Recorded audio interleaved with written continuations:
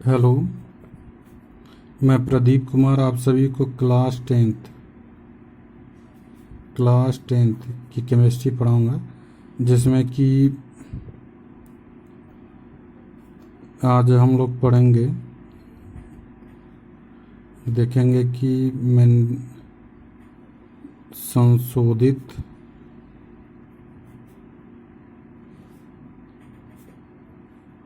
आवर्त सारणी की उपयोगिता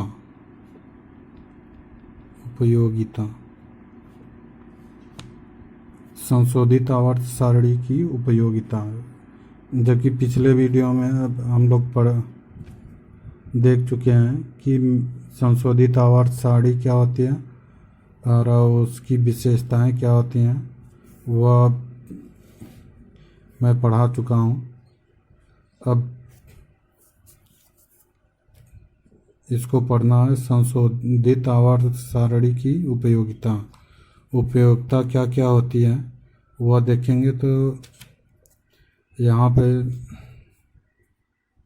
पहली उपयोगिता तो यह हो जाएगी कि जो मूल आवर्त सारणी में कम परमाणु भार वाले तत्वों को अधिक परमाणु भार वाले तत्वों के बाद रखा गया है, तो वह जो यहाँ पर संशोधन हो गया है। यानी कि यहाँ पर यदि तत्वों को परमाणु क्रमांक के बढ़ते हुए क्रम में रखा जाएगा तो वह कम परमाणु भार वाले तत्व जो होगा वह, यानी कि अधिक परमाणु भार वाला तत्व कम परमाणु भार वाले तत्वों से के बाद ही आएगा। तो इस तरह से इसमें संशोधन हो गया है, तो यह एक बड़ी उपयोगिता है। तो यहाँ पर है कि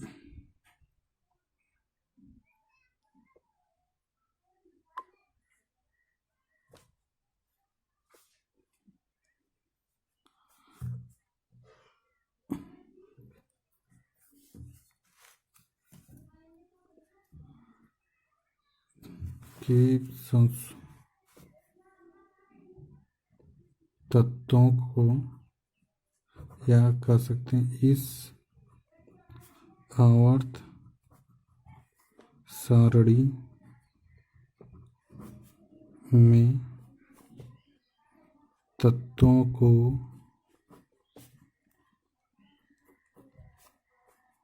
उनके परमाणु क्रमांक के बढ़ते क्रम में रखने पर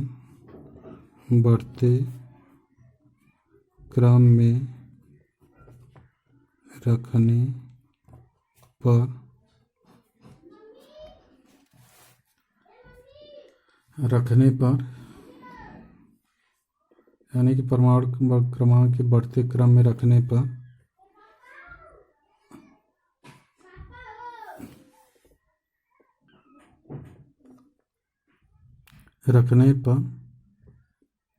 अधिक परमाणु भार वाला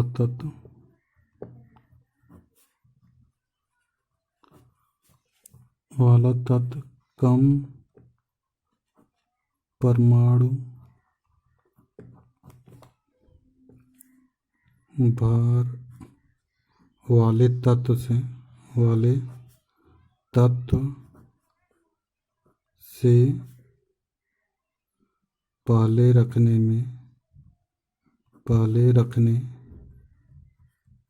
में सरलता हो गई।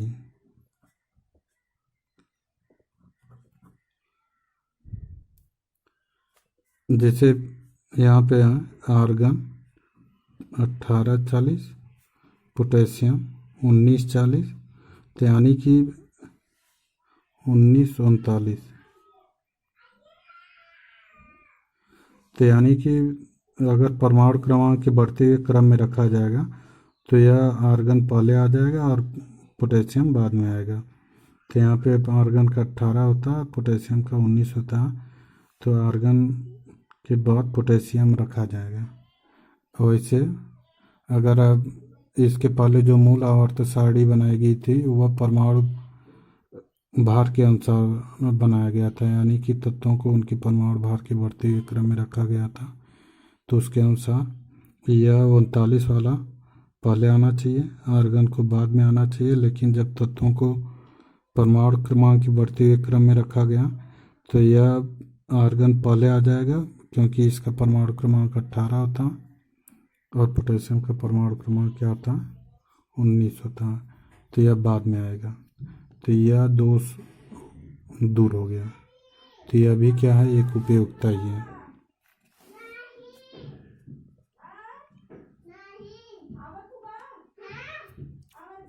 दूसरा है कि यदि तत्वों को उनके परमाणु क्रमांक के बढ़ते हुए क्रम में रखा जाएगा तो समस्थानिकों को एक ही वर्ग में रखा जा सकता है, यानी कि एक तत्व के जितने भी समस्थानिक होते हैं वह केवल एक ही वर्ग में रखे जाएंगे। तो यहाँ पर समस्थानिकों को रखने में सहायता मिल गई, यानी कि एक ही तत्वों के समस्थानिकों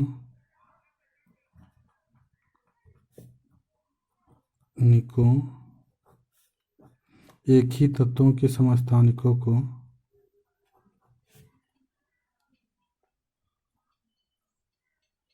उनके एक ही वर्ग में रखने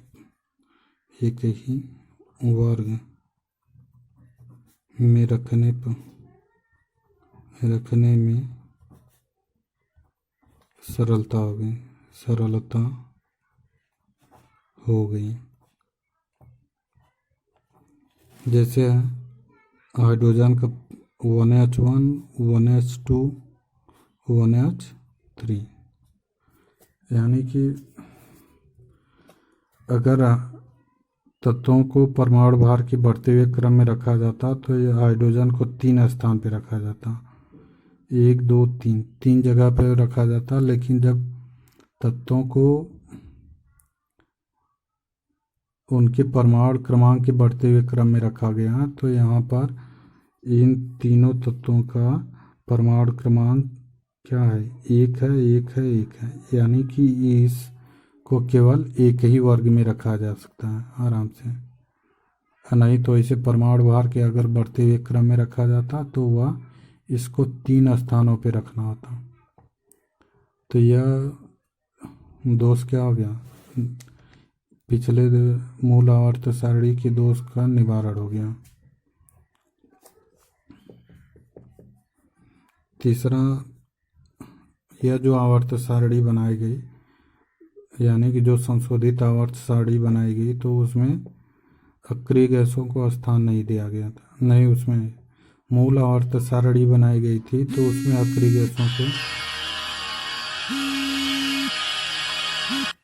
अक्रिय गैसों को स्थान नहीं दिया गया था। लेकिन इसमें क्या है, अक्रिय गैसों को स्थान दिया गया है। तो इस आवर्त सारणी में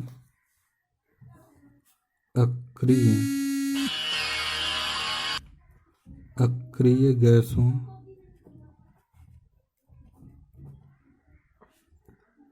को स्थान दिया गया है। यह भी क्या है, उपयोगिता है।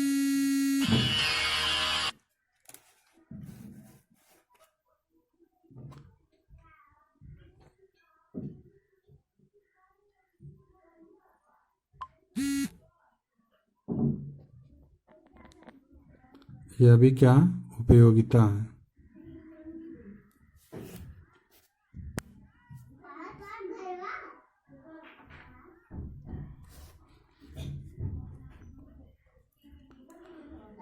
तो यह 3 उपयोगिता आराम से पढ़ सकते हैं और इसको जान भी सकते हैं। और चौथी उपयोगिता यह भी हो सकती है कि नए तत्वों की खोज करने में सरलता हो गई। नए तत्वों की खोज करने में सरलता हो गई।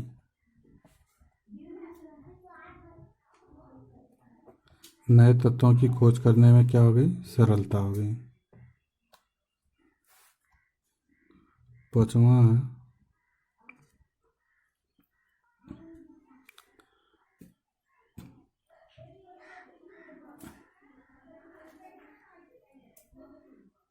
कि किसी भी तत्व के गुणों का अध्ययन करने में सरलता होगी। यानी कि इस आवर्त सारणी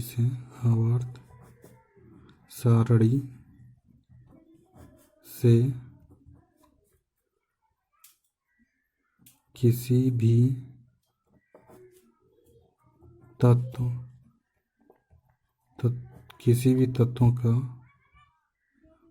के गुणों का अध्ययन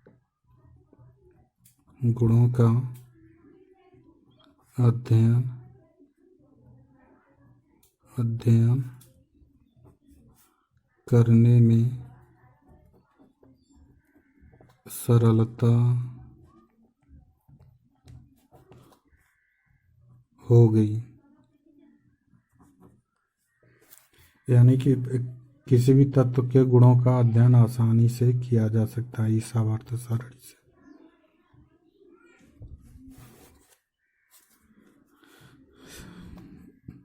अब पढ़ेंगे दोष।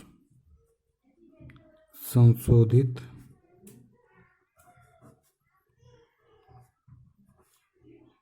आवर्त सारणी के दोष। आवर्त सारणी के दोष। संशोधित आवर्त सारणी के दोष। तो संशोधित आवर्त सारणी के दोष में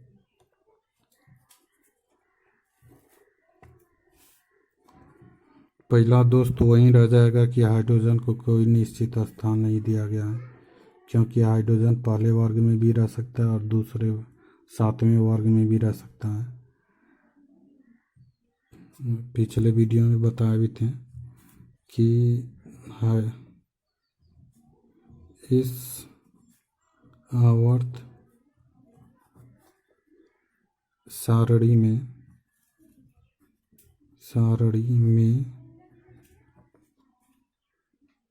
हाइड्रोजन को कोई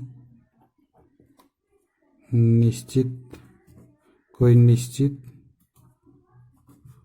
स्थान नहीं दिया गया है। स्थान नहीं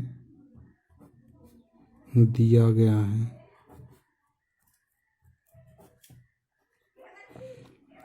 यानी कि हाइड्रोजन को कोई निश्चित स्थान नहीं दिया गया है। यहाँ पर जैसे हाइड्रोजन है तो यह इसका परमाणु क्रमांक 1 होता है, तो यह अगर एक इलेक्ट्रॉन को त्याग देता है तो यह H+ बनाएगा। अगर एक इलेक्ट्रॉन को यह ग्रहण कर लेता है,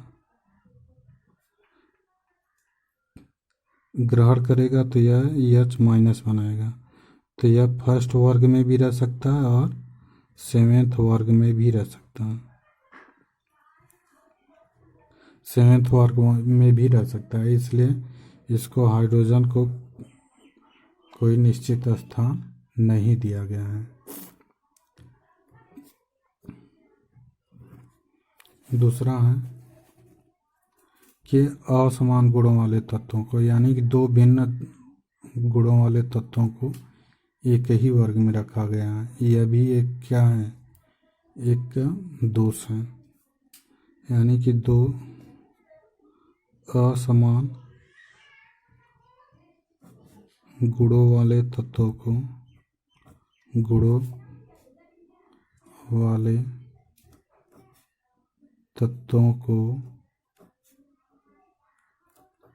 असमान गुणों वाले तत्वों को एक ही वर्ग में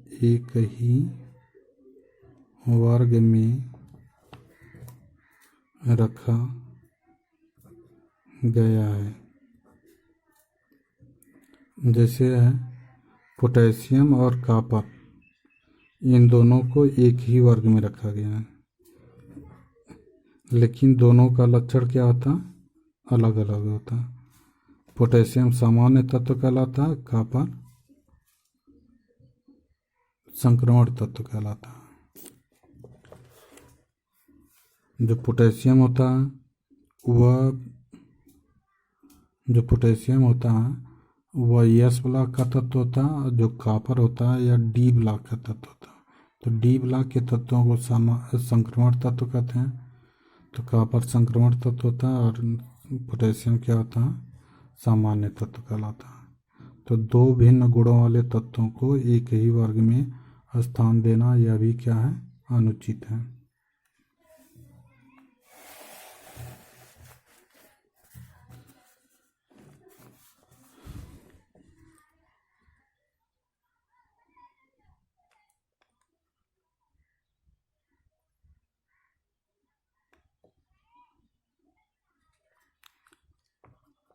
अगला पॉइंट है कि जो लेंथेनाइड और एक्टिनाइड के श्रेणी के 14 तत्व होते हैं वह आवर्त सारणी के नीचे रखा गया है, यानी कि उसको आवर्त सारणी में स्थान नहीं दिया गया है। तो यह भी क्या है, एक दोष है। यानी कि लेंथेनाइड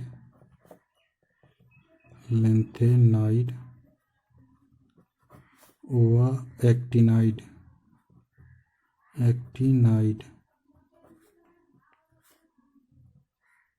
श्रेणी के तत्वों को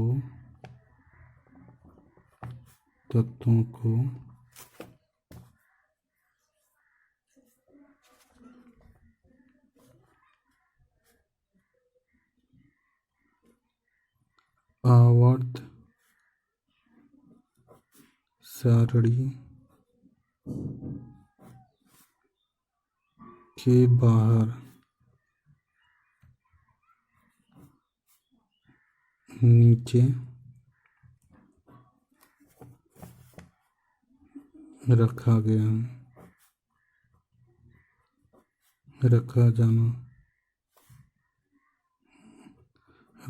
है। तो यानी कि सभी तत्वों को आवर्त सारणी में रखा गया, लेकिन लेंथेनाइड और एक्टिनाइड श्रेणी के तत्वों को आवर्त सारणी के नीचे रखा गया है। यह भी क्या, एक दोष है। तो ये दोष को दूर नहीं कर पाए हैं लोग। तो इस प्रकार से हम लोग पढ़े कि संशोधित आवर्त सारणी की उपयोगिता क्या है और उसमें क्या क्या दोष हैं, उसको हम लोग जान गए। अब इसके बाद हम लोग पढ़ेंगे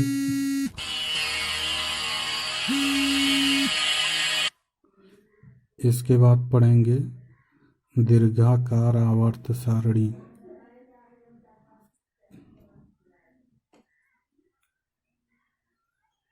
आप लोग नोट्स बनाते जाइए, क्योंकि पूरा यहाँ पर अच्छे से लिख दे रहा हूँ।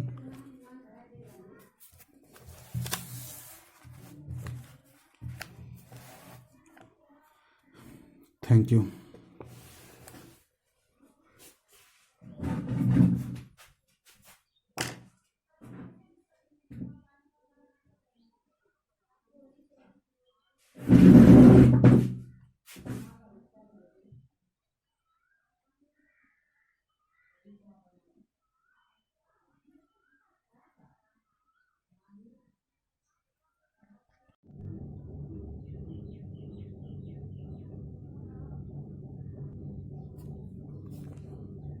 हेलो, मैं प्रदीप कुमार आप सभी को क्लास 10th की केमिस्ट्री पढ़ाऊंगा, जिसमें कि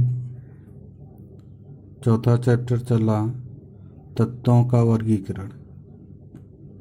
तत्वों के वर्गीकरण में पिछले वीडियो में हम लोग पढ़े थे संशोधित आवर्त सारणी की उपयोगिता और दोष। तो इस तरह से संशोधित आवर्त सारणी खत्म हो गई। अब इसके बाद अब आते हैं दीर्घाकार आवर्त सारणी। दीर्घाकार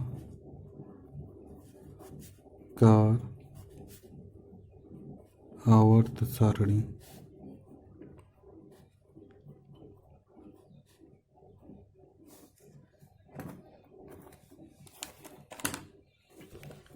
इसी को कहते हैं प्रवर्धित आवर्त सारणी या प्रवर्धित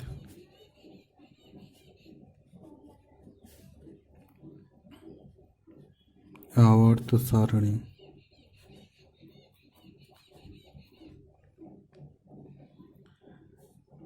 यानी कि दीर्घाकार आवर्त सारणी कह सकते हैं या इसको कहते हैं प्रवर्धित आवर्त सारणी। दीर्घाकार मतलब कि जो मूल आवर्त सारणी बनाएगी उससे यह बहुत बड़ी है, यानी कि जस्ट उसका दुगना होता इस आवर्त सारणी में। यानी कि जो मूल आवर्त सारणी बनाई गई, संशोधित आवर्त सारणी बनाई गई, उसका विस्तारित रूप क्या है? दीर्घाकार आवर्त सारणी है। तो इस दीर्घाकार आवर्त सारणी में इसमें सबसे पहले इस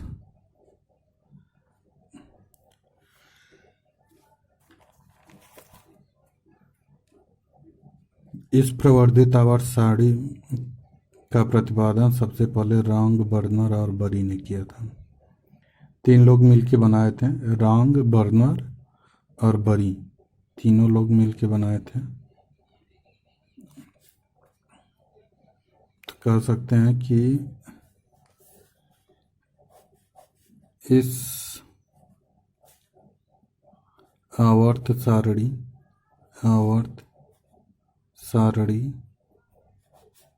का प्रतिपादन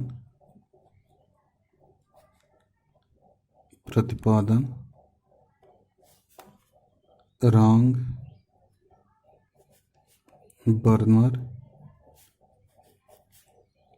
और बरी ने मिलकर बनाया था।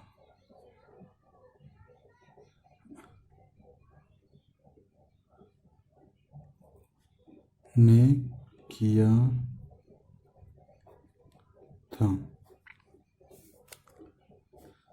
तो 3 लोग मिलकर बनाए थे, रांग, बर्नर और बेरी, तीनों वैज्ञानिक मिलकर बनाए थे। तो इसमें इन्होंने बताया कि जो तत्वों का मूल लक्षण होता है वह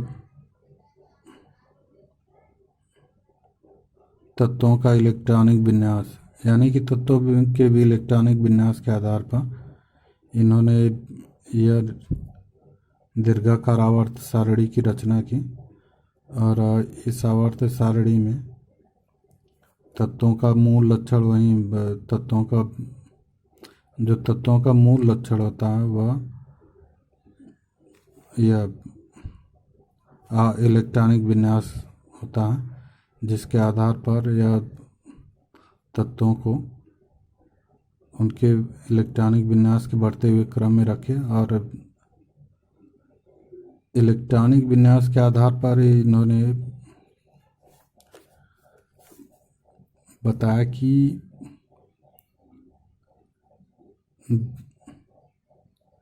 इलेक्ट्रॉनिक विन्यास के आधार पर इन्होंने बताया कि जो जितने भी तत्व होते हैं वह 4 भागों में बटे होते हैं, यानी कि एस ब्लॉक, पी ब्लॉक और डी ब्लॉक और एफ ब्लॉक।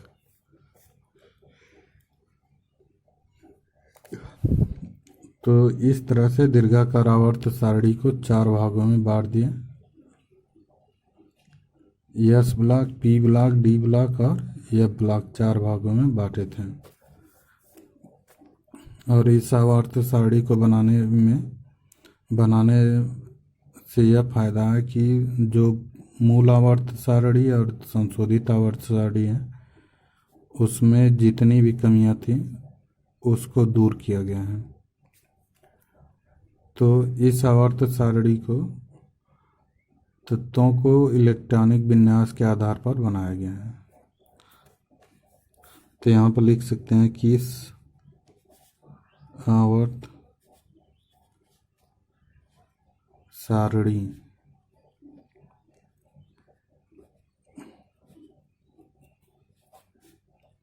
को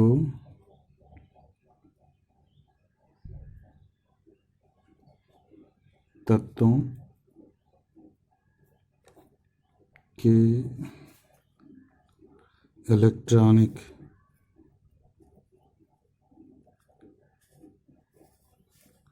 विन्यास इलेक्ट्रॉनिक विन्यास के आवर्ती फलन होते हैं। आवर्ती फलन होते हैं। इस आवर्त सारणी को तत्वों के इलेक्ट्रॉनिक विन्यास के आधार पर बनाया गया है। के आधार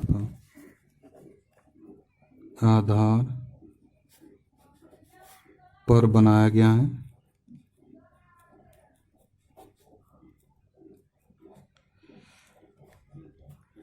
अर्थात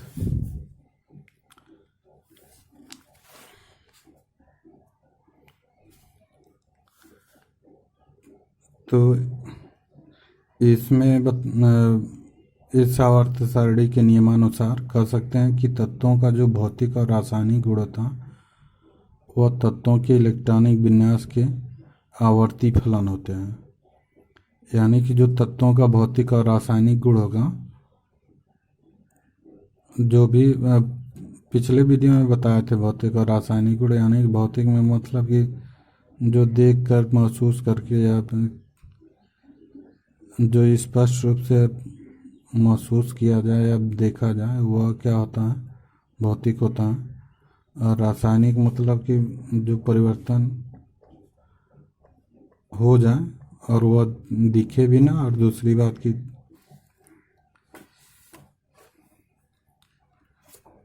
उसका रासायनिक संगठन एकदम समान प्रकार का।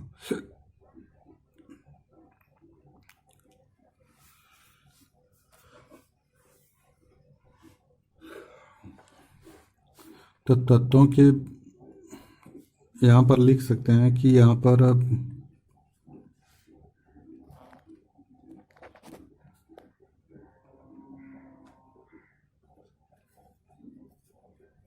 इस आवर्त सारणी के नियमानुसार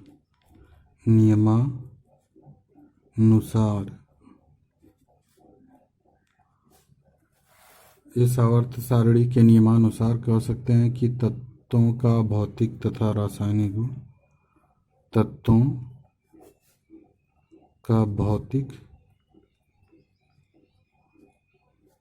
तथा रासायनिक गुण उनके परमाणु क्रमांक के उनके इलेक्ट्रॉनिक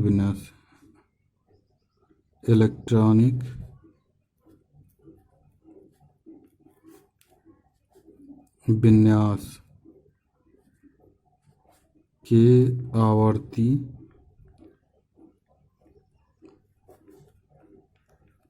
फलन होते हैं।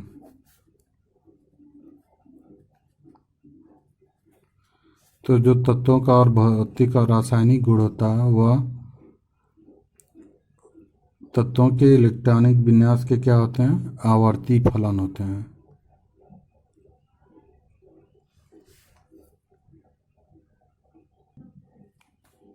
अर्थात कह सकते हैं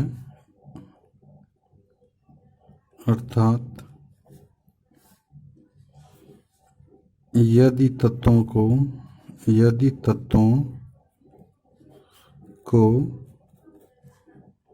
उनके इलेक्ट्रॉनिक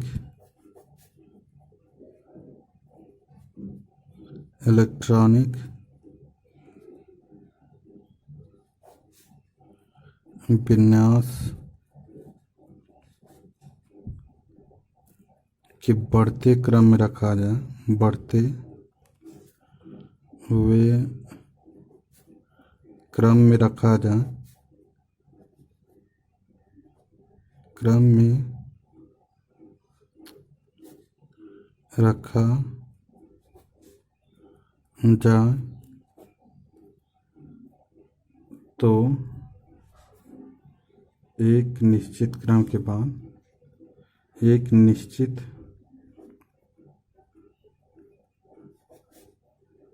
क्रम के बाद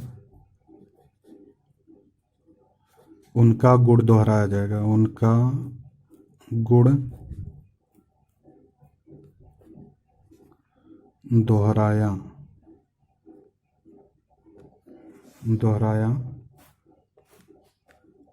जाएगा।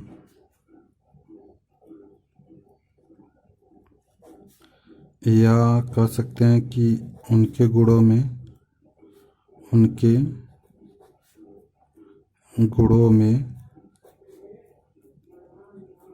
समानता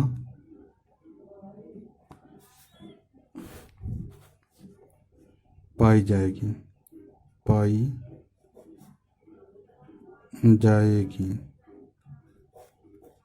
उनके गुणों में समानता पाई जाएगी।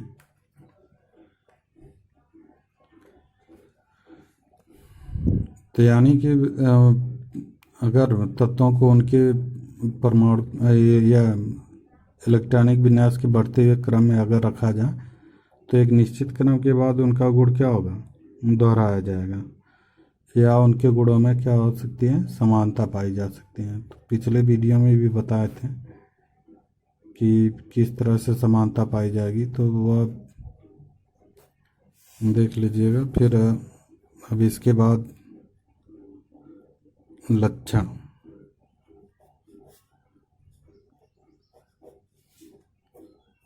कैरेक्टरिस्टिक्स।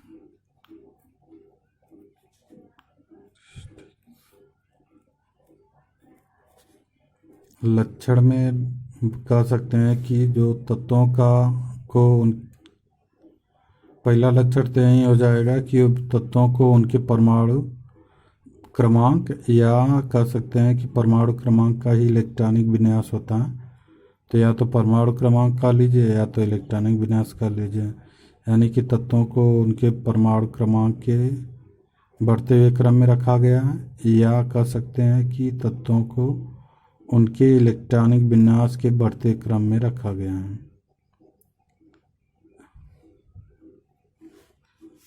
तो इस तरह से पहला लक्षण हो जाएगा कि तत्वों को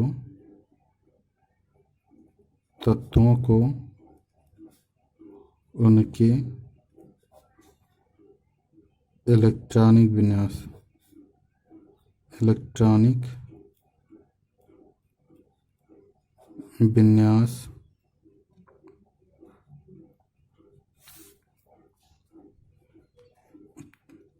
परमाणु क्रमांक भी कह सकते हैं, परमाणु क्रमांक के बढ़ते क्रम में रखा गया, बढ़ते हुए क्रम में रखा गया है, क्रम में रखा गया है। यानी कि तत्वों को इस आवर्त सारणी में तत्वों को उनके परमाणु क्रमांक के बढ़ते हुए क्रम में रखा गया है।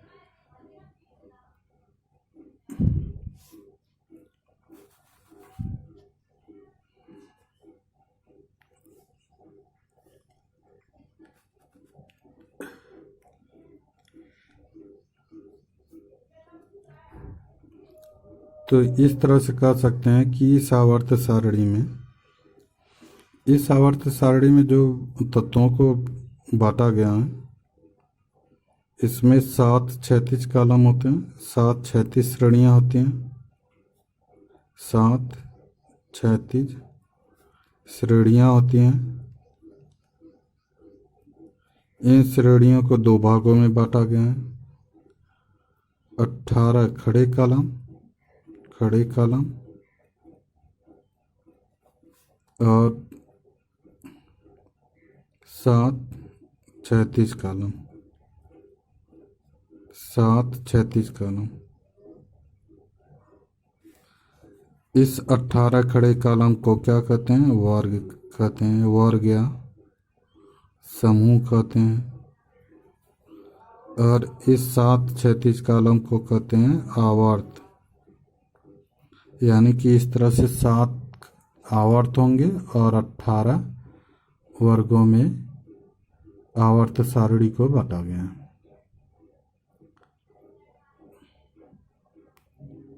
तो यही यानी कि कह सकते हैं कि इस आवर्त सारणी में 7 क्षैतिज श्रेणियाँ होती हैं, जिसे 18 खड़े कॉलमों में बांटा गया है, जिसे वर्ग या समूह कहते हैं, और 7 क्षैतिज कॉलमों में बांटा गया है, जिसे आवर्त कहते हैं।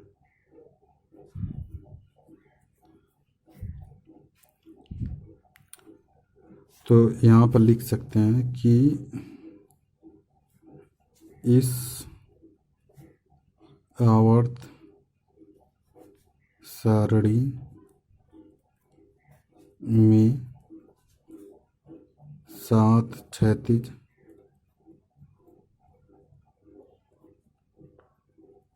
श्रेणियाँ, 7 क्षैतिज श्रेणियाँ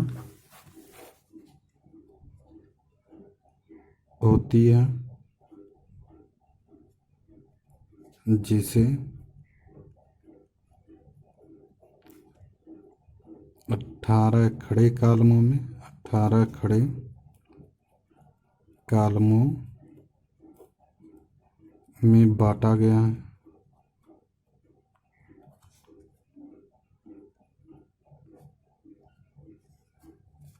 अठारह खड़े कॉलमों में बांटा गया है, जिन्हें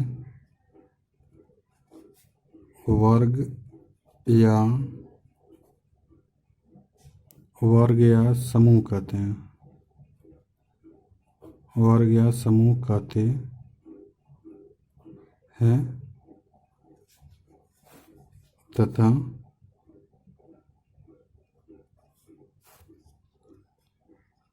सात क्षैतिज कॉलमों में बांटा गया है, क्षैतिज कॉलमों में बांटा गया है,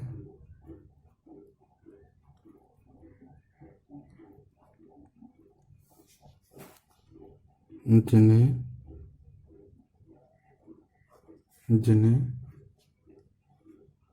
आवर्त कहते हैं, जिन्हें आवर्त कहते हैं। तो इस तरह से यानी कि कह सकते हैं कि इस आवर्त सारणी में 7 क्षैतिज श्रेणियाँ पाई जाती हैं, जिन्हें 2 भागों में बांट दिया गया है। 18 खड़े कॉलमों में, इस तरह से 18 खड़े कॉलमों में, जिसे क्या कहते हैं? वर्ग कहते हैं। वर्ग में हमेशा ऊपर से नीचे गिनती होती है। और 7 क्षैतिज कॉलमों में इस तरह से, 7 क्षैतिज कॉलमों में इस तरह से बांटा गया, जिसे क्या कहते हैं? आवर्त कहते हैं।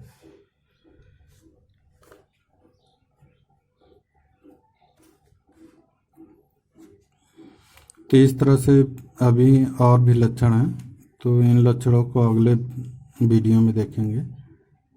और आप